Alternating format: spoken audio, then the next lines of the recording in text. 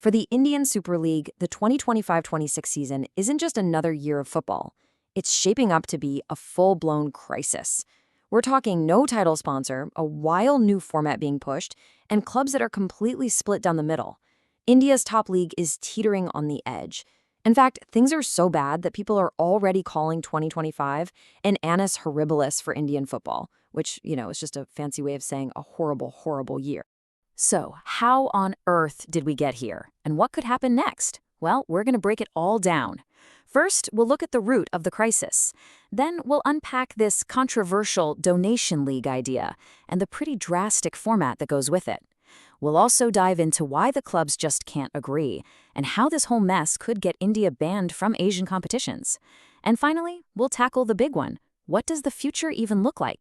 All right, so the heart of the problem, the real reason for all this chaos, it's money. Or more specifically, a lack of it. The league's commercial partners, the ones who've been bankrolling this thing for years, are gone. And that has left a massive financial black hole, throwing the entire structure of Indian football into complete disarray. So what do you do when the money dries up? Well, with no big sponsor lining up to write a check, the All India Football Federation, the AIFF, they've got a plan. But, oh boy, it's a plan that flips the script and puts the financial burden squarely on the clubs. And let's just say it's earned the league a new and not very complimentary nickname. Yep, people are calling it the Chanda League, a donation league. Now, if you're not familiar, Chanda is when a community pitches in money to organize something, like a local festival. So, calling the ISL a Chanda League is a bit of a dig, right? It perfectly captures this new reality where the clubs aren't just playing, they're being asked to fund the whole show themselves. And this number, wow, this really puts the scale of the problem into perspective. We're not talking about a small shortfall here. The minimum estimated cost to run this new stripped-down version of the league is 70 crore rupees. That's about 8.4 million US dollars. So the multi-million-dollar question is, where is that money going to come from? Well, here's the plan. Take a look at this chart. That big purple slice, that's the clubs. They're being asked to foot a full 50% of the bill, half the entire cost of running the league. A potential new commercial partner might cover 35%, and the AIFF says they'll kick in the other 15%. But this is a huge change. You're essentially asking the teams to pay to play in their own league. Okay, so moving on. To make this whole pay-to-play model even seem possible, the AIFF has come up with a radical new format. It's designed to slash costs, for sure, but it comes at a massive price for the fans and honestly for the very soul of the league. So what's the biggest change? Get this. No more home and away games for the season. Gone.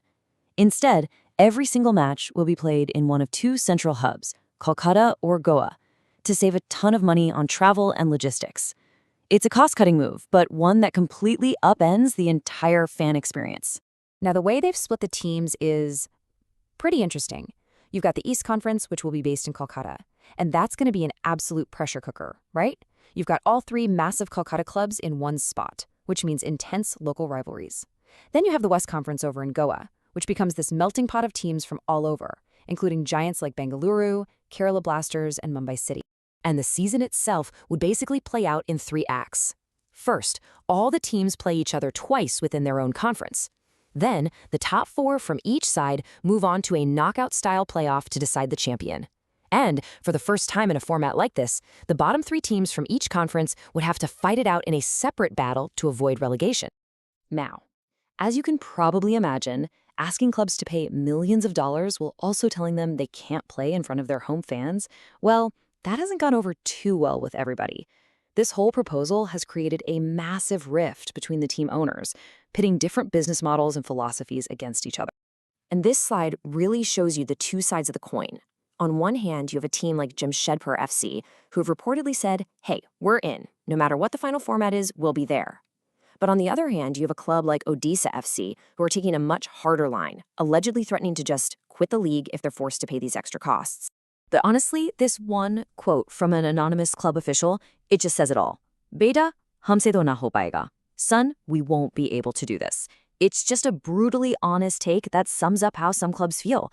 They're looking at these numbers and saying, look, this is not a sustainable business for us. We just can't do it. So, as if all that internal fighting wasn't enough drama, there's a huge storm brewing on the outside.